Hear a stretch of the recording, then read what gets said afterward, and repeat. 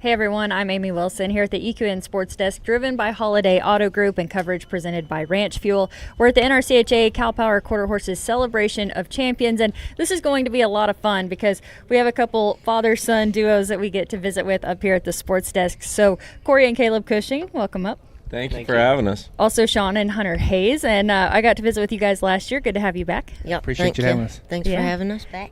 So we have a lot to talk about. You guys are all showing a lot to look forward to. Obviously, World's Greatest Horseman and World's Greatest Youth Horseman. This is your second time for both of you competing in that. You've already gotten started, so let's start there. How's it going? Not too bad for me. Yeah, you're on a roll. Yes, ma'am. Okay, and you show again on Saturday, so tell us how today went and then what the schedule looks like for you. It went good, and hopefully we'll get schooled up in the reining and get ready for the fence work for Saturday. What do you like the most about this competition? Probably, hopefully making it to the finals and getting to rip it down the fence in the Will Rogers. I like that. Looking ahead to the really fun part. A lot of adrenaline going then, isn't there? Yes, ma'am. Yeah. Okay, so Corey, obviously the #1 rider, and you have won World's Greatest Horseman 3 times, competing again this year. But kind of give us a quick recap of those horses and those moments from winning that. Oh, yeah, absolutely. Love to take a walk down memory lane. So Spoonful of Gold, we called him Rockstar.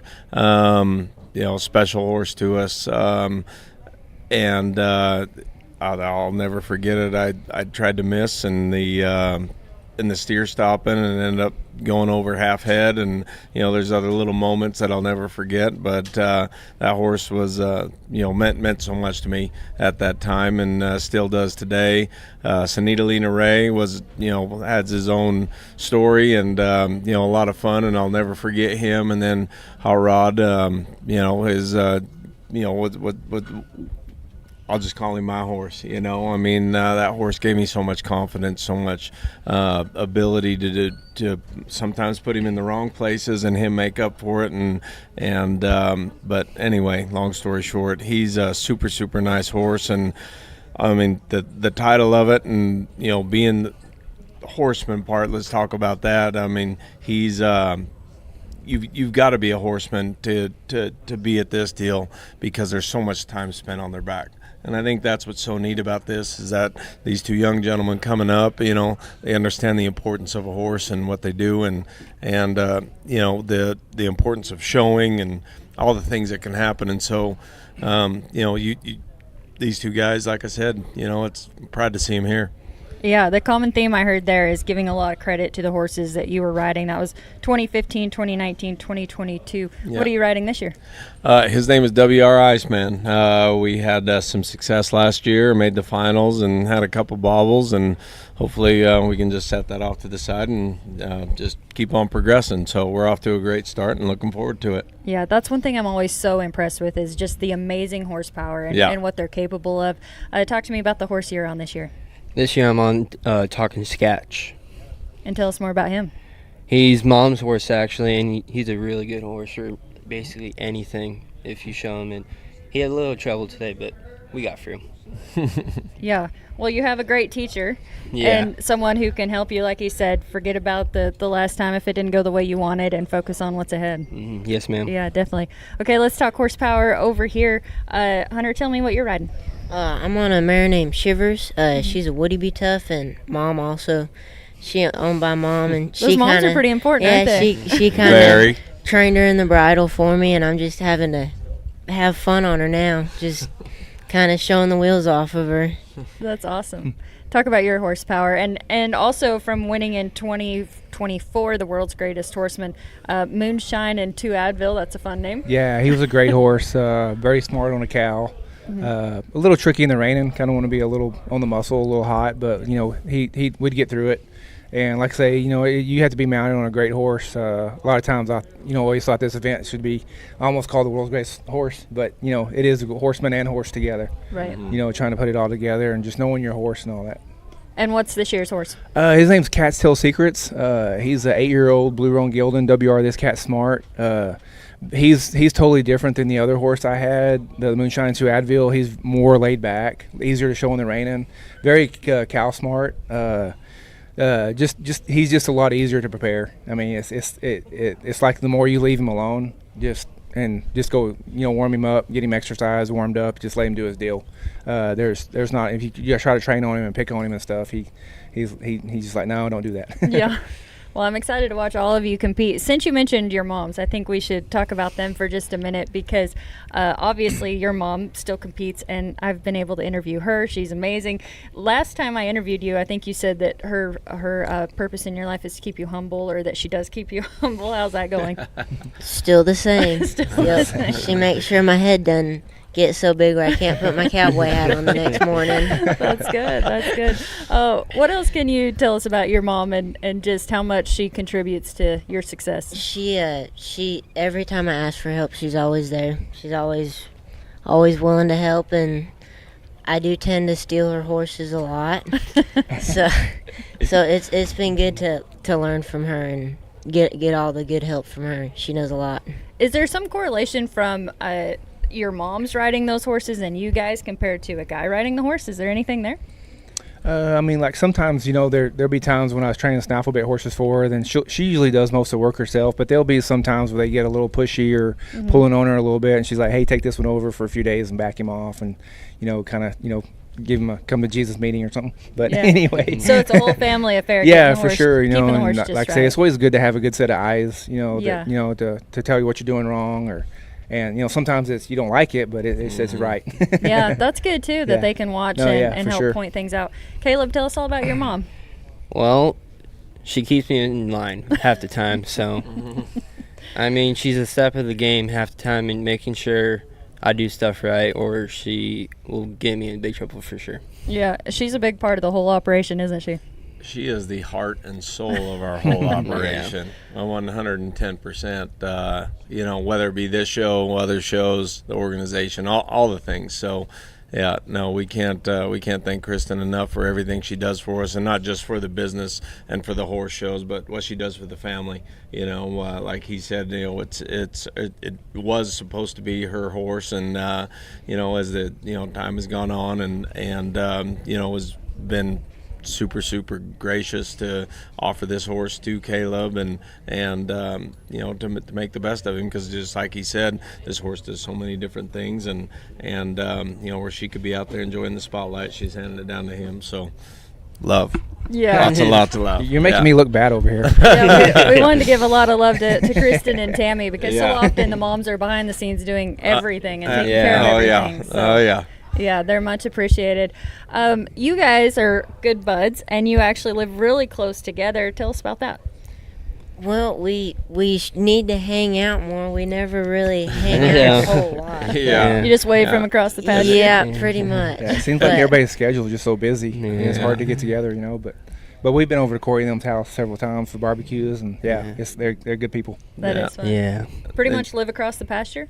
Yeah, live across the pasture, and just like they said, don't have a lot of time to go and hang out with each other, but when we do get together, it's good quality time, whether it be the camaraderie, horse training, sharing ideas, all that kind of stuff.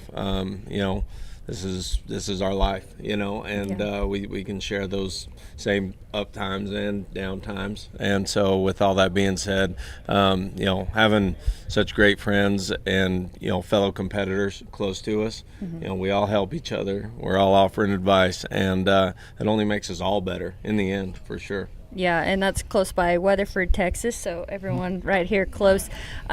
We talked about horsemanship and also about horsepower. What truly makes World's Greatest Horseman so special?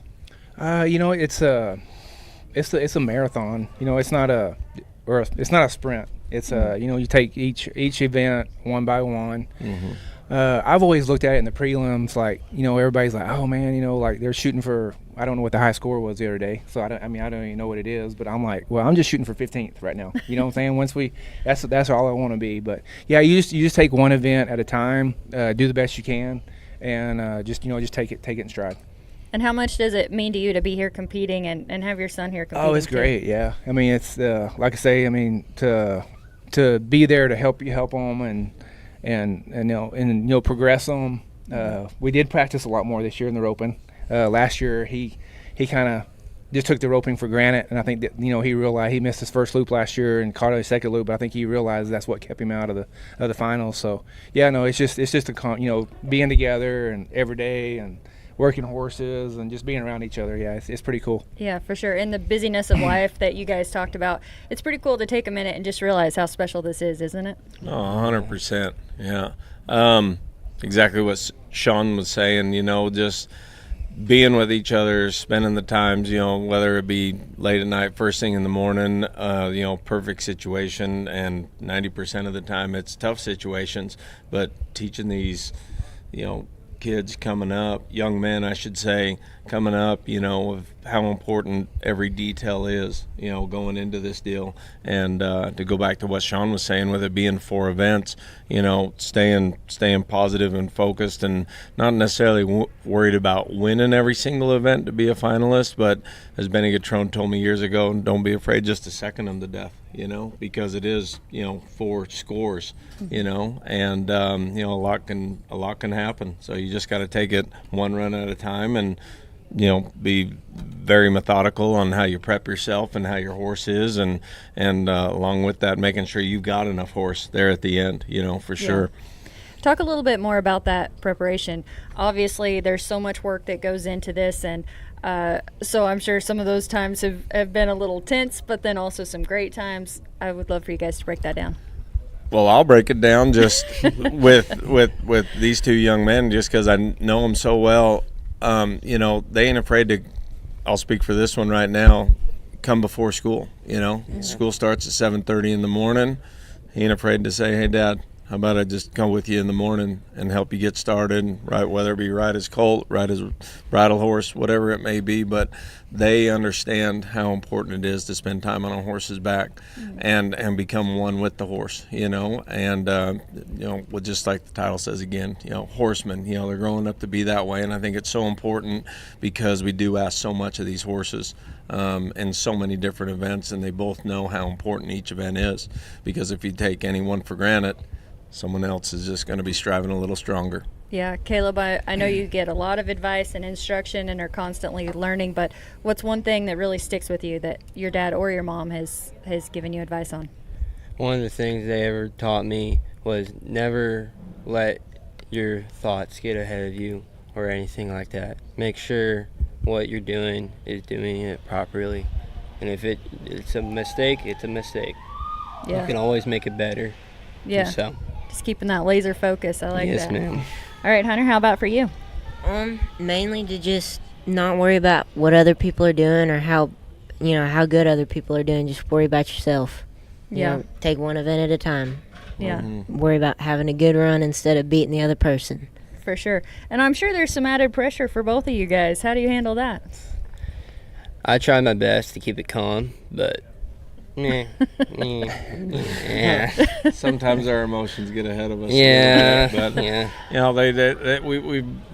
we've seen them, rise, from when they were in diapers and trotting around on their ponies, and now, being in the youth world's greatest horsemen, and watching how they grow and learning, that the age and the strength that they have, and what they're asking these horses to do. They've got the picture in their head, but watching it grow on, maybe sometimes it's them being in the way, or maybe going about it a different angle or something like that, and just again them being better horsemen in the end of it is what's so neat about this deal. Yeah, definitely. I think so much of it is feel too. How, with all the training and all the preparation, how do you also help in that area? For sure. They have to have the feel and the talent to start with, and which I think both of them do, for sure. Like if he gets frustrated, I just tell him, hey, let's just slow down, go back to the basics, and start from there instead of just slow down and think about what's going on or why the horse is doing this. So, yeah, it's been great just watching him progress, and sometimes I'm fixing to say something like, hey, you need to do this, and he's already doing it. So I'm like, oh, okay. He has been listening. What I'm saying? So, yeah. No, it's pretty cool to see him progress like that, though, yeah. And how awesome to have this opportunity on a huge stage. You know, you only get better if you're entering and working on all those things. So this is perfect. Oh, yes, ma'am. Yeah, no, it's a lot of fun, and it's only going to make them better. And hopefully both of them decide to, stay here and continue on, and it'll only make them, better horsemen in the end. Yeah. What do you guys think for your future? You're 14 years old and you're 16. What are your plans? Stick right where I am, I guess. Try and truck it till the end. I like it. What about you? I don't know yet. Just wherever it takes me. If I have to go cutting, learn there, roping, reining, whatever it takes to be the best of the game. Awesome. Well, a lot to look forward to this week. Any other thoughts on this competition and how much fun you have here competing? With it all on the line? Just try and keep chipping away at it. 3 more events left. A lot can happen. Yeah, exactly. Any other thoughts from you about this whole experience? No, I mean, it's great. Whatever the outcome is, it's been fun. Wouldn't trade it for the world, Yeah. So, yeah, it's been good. And, he's got a lot of years left in the youth. So, I'll say, what 3 more years? So, it's, if it doesn't happen this year, oh, well. They say get a learning experience, Mm-hmm. Yeah. So, just stepping stones.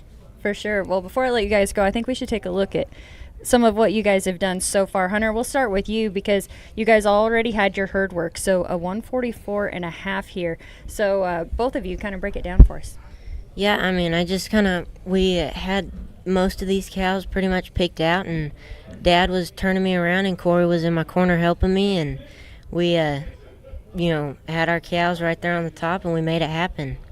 And I just kind of got this cow out here and set up, and Mom's horse that she trained kind of did the job it was taught to do, and I was just kind of jockeying it.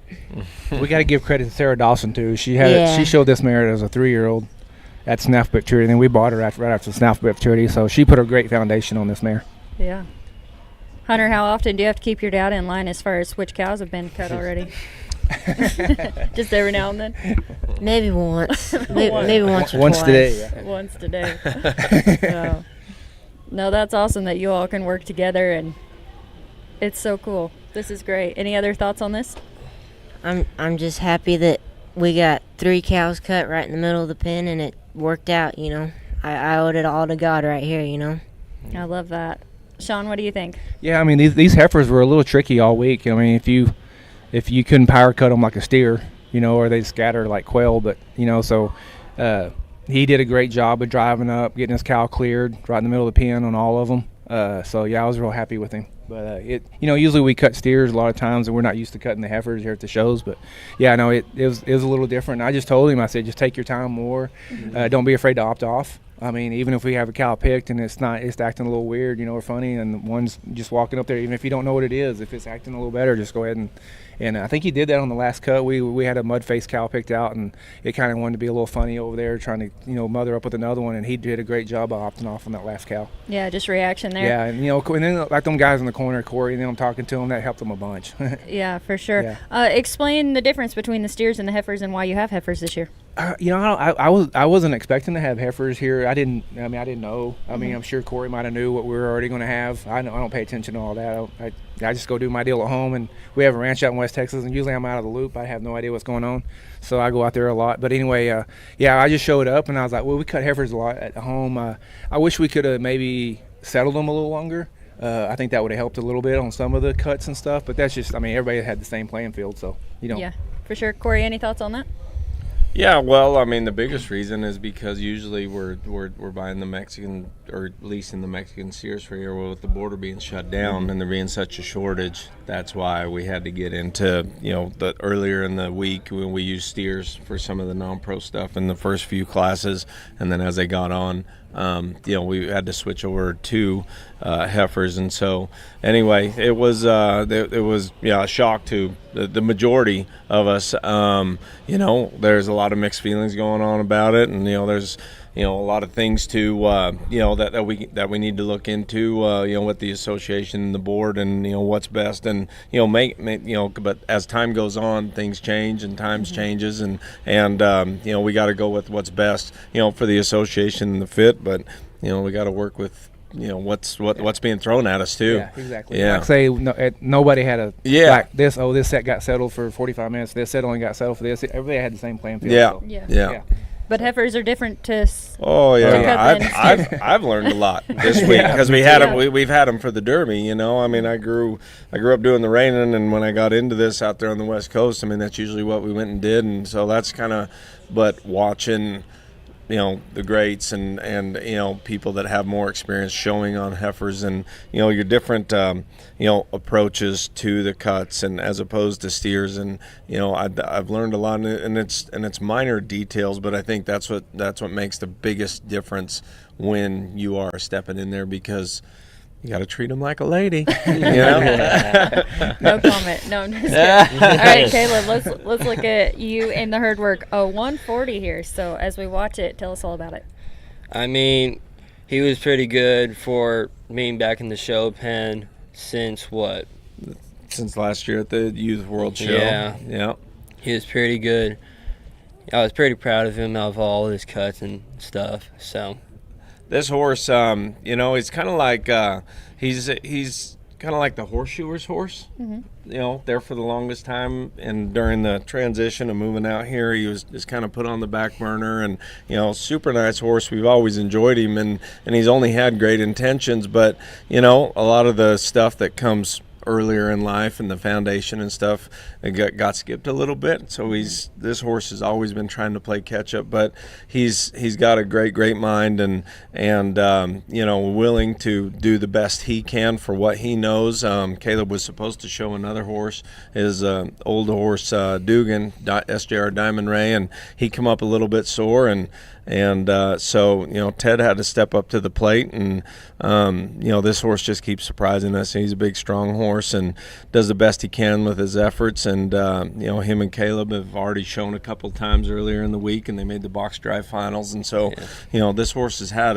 a busy week so far, but he keeps trying. He keeps working at it. He never says no, and that's what's so neat about this horse and him being part of this event, is that he is a great horse in the fact that he never ever quits. It may not be the best in every single event, but he's going to give it his best effort, not try to cheat him. And with Caleb, learning and adapting and growing and understanding pressure, and we got to step things up, or we got to be cool in moments. That's what's neat about him. Yeah, having that heart and try is so cool, and being able to improvise at the last minute is awesome too. Yeah. Thankfully, you have a lot of nice horses. So well, we're very, very blessed. Yeah. Yes, ma'am. That's awesome. Well, guys, this has been a lot of fun. Any final thoughts from any of you? You know what? I just hope these guys can continue having fun for the most part. I mean, they both understand the pressure of it and how much, it goes in attention into detail and what this title means. I mean, they're all striving for it. But I just wish these two the best of luck and let them have fun. Because it's supposed to be about that at this point. Yeah. Caleb, any final thoughts?